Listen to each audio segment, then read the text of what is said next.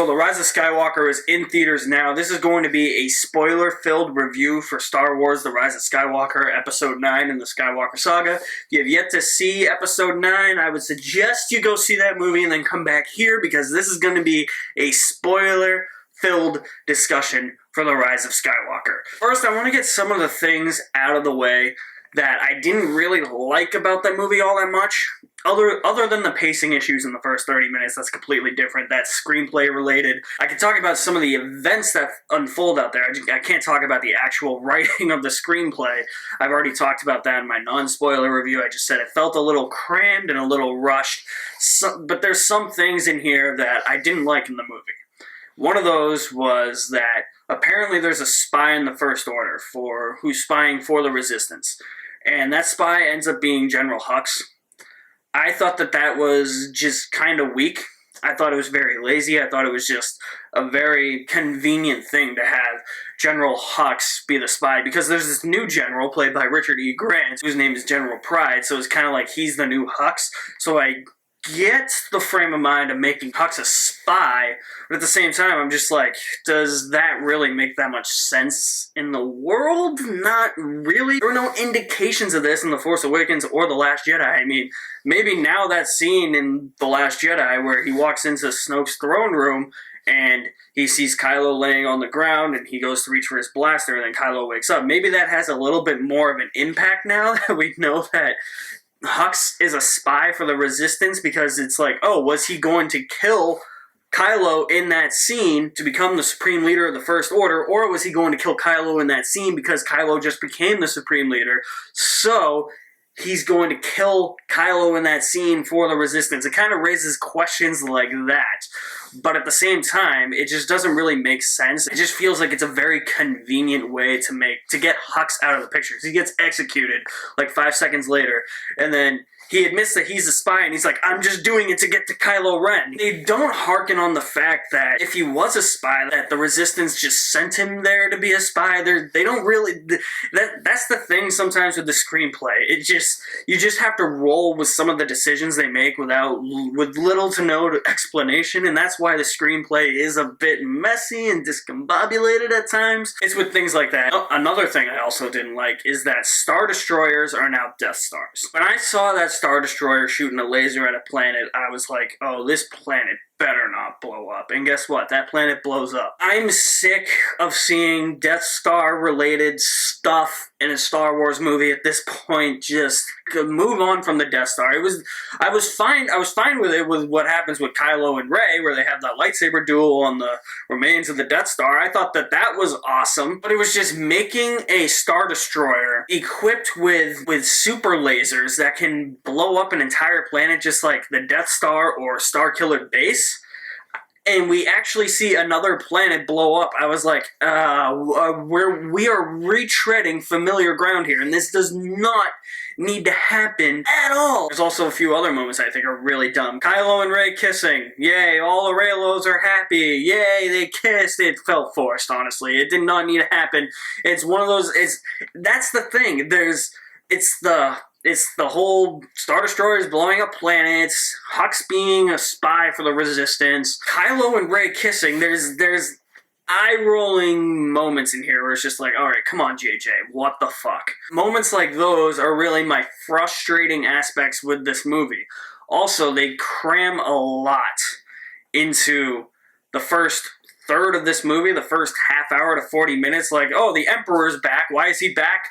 Because he's back. Literally no explanation as to why Emperor Palpatine is back. He's just back. Something that I thought was really interesting, and this is something that I kind of thought was going to happen, was that he ultimately created Snoke. So that answer as to who Snoke is actually answered, and that's why I still don't have a problem with him dying in The Last Jedi, because people freaked out at that, and were like, well, we don't know who Snoke is, and in the back of my mind, I was like, people, there's a whole nother movie to explain who he is. They explain who Snoke is within the first, 3 minutes of the movie after the opening crawl. Another thing that I thought was really unnecessary is that Rey is Palpatine's granddaughter. It doesn't make that much sense.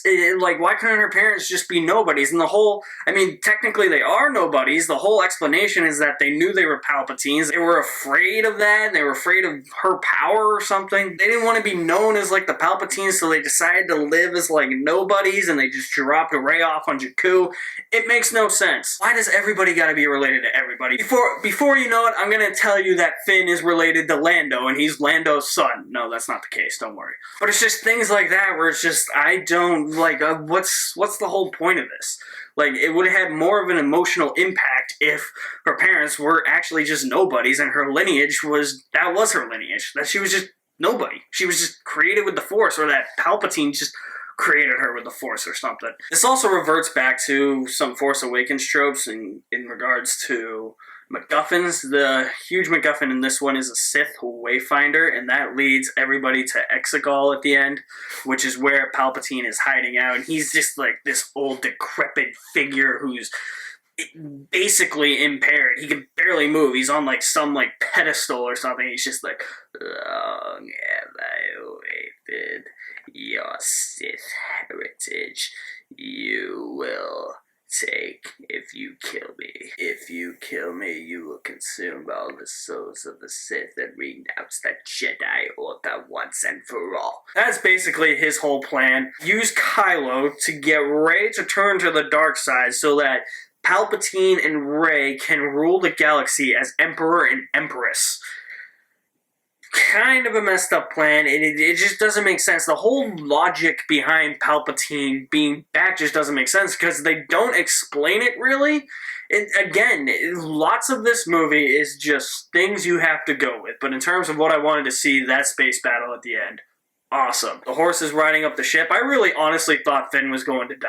I think that would have had a big impact on this movie. And if you were worried about Finn's characterization in the last one, he's a lot better in this. He actually does some stuff. He's not running away from problems anymore. He does a lot of stuff. But I really honestly thought he was going to die. The movie would have had a lot more of an emotional impact on me. There is something with Leia that I really do like in this movie, and that is she is Rey's Jedi Master now. The thing is that we do see a flashback of Rey training with Luke to become a Jedi.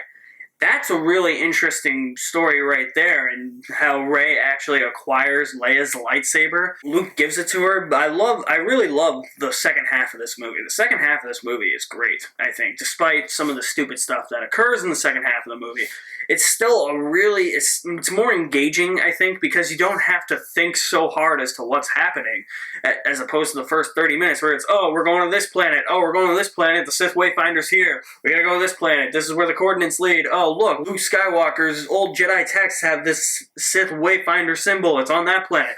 That's kind of where the screenplay gets a little bit jumbled. But I love how Rey just considers giving it up. She doesn't want to be a Jedi at a point in this movie. She just gives it up. So she goes to Ahch-To, where Luke put himself in exile, and she's going there to put herself in exile. I thought that came full circle very well, and I just love the scene with Force Ghost Luke coming to give her advice, to tell her that failure and confronting fear is the destiny of a Jedi, and that she has to face Palpatine, and that's where she ultimately gets Leia's lightsaber, and it's great. Luke's just like, 1,000 generations live in you now.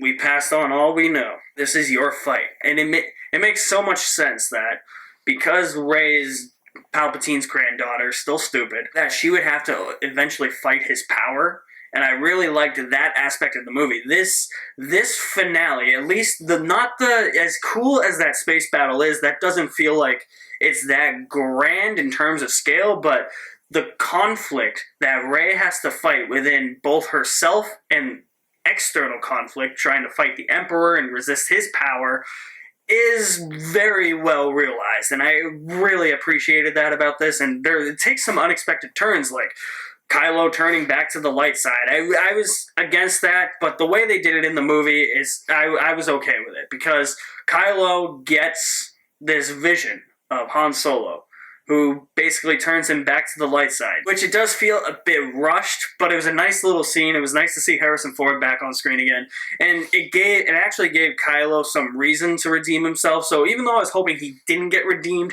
the reasons were there, and the motivation was there, and it was presented in an adequate way in this movie. And when he fights the Knights of Ren on Exegol, it's awesome. If you want to see some Knights of Ren action, they don't explain who the Knights of Ren are. They don't. They just don't. And they're not really in the movie all that much. But Kylo fighting the Knights of Ren on Exegol, that was friggin' cool. If it feels like my thoughts are just kind of basic, it's just, I'm still processing the movie in my head. That's why I feel like I should probably see this again before I do a spoiler review, but I just want to get it all out now as to what I liked and what I didn't like. But Kylo fighting the Knights of Ren, that was awesome, and it was cool to see him wield a blue lightsaber. He throws his red lightsaber away, and he wields a blue lightsaber. I thought that was really cool. It's just the stupid Reylo kiss is cheesy as hell.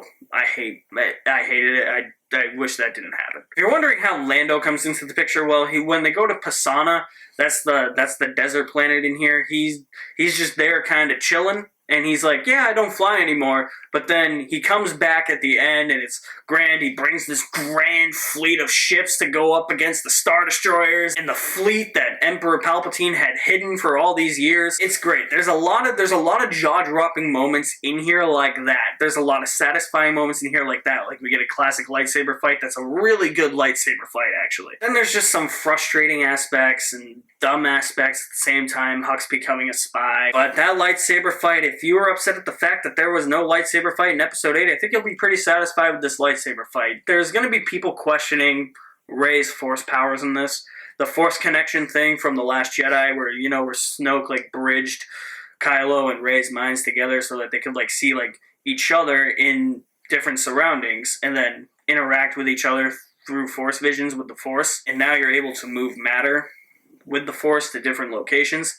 All that is still here. You get to see Rey force heal some people, and you get to see her do these crazy Jedi jumps, so it's like she's Jedi God, honestly.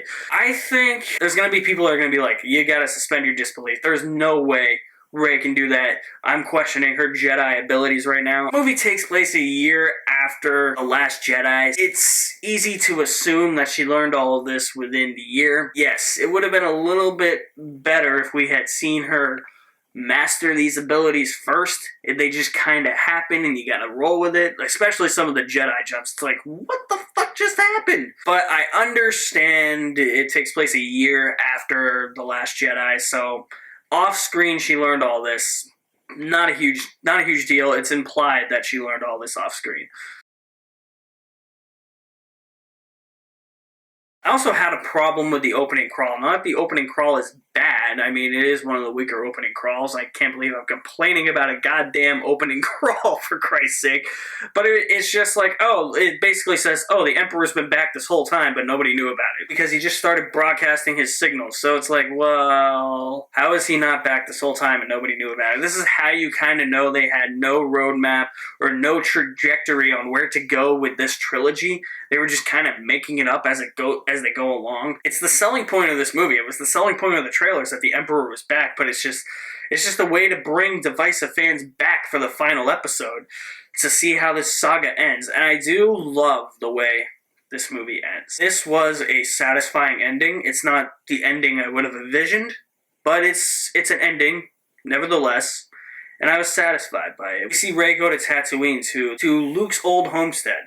And we see Luke's old home, and we see Rey bury the two lightsabers, both Leia's and Luke's lightsabers, in the sand, and we see that she has created one by herself.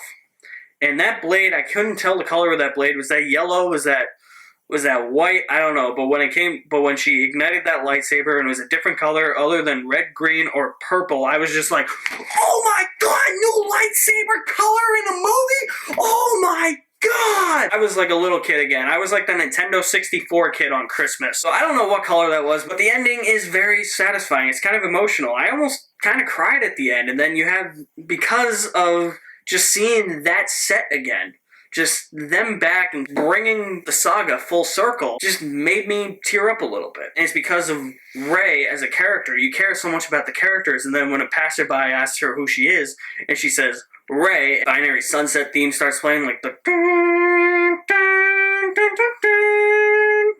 that starts playing, and she goes, my name is Rey Skywalker. I was like, you know what?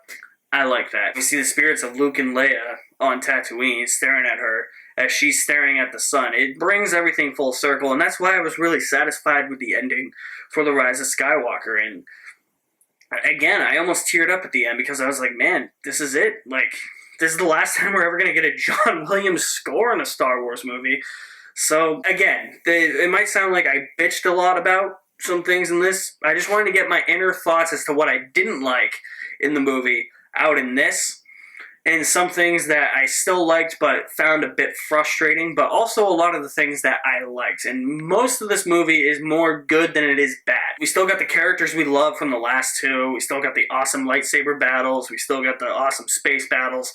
I thought it was a satisfying conclusion to this epic saga and to this trilogy, even though that roadmap as to where this trilogy was going to go feels like there wasn't one. They probably didn't have one, and it feels like they just kind of made it up as they went along, and this movie kind of feels very reactionary to those people that didn't like The Last Jedi. That's fine. I mean, they still managed to end it in a satisfactory way. So as a fan, as a huge Star Wars fan, I was satisfied. I didn't hate myself for watching this movie.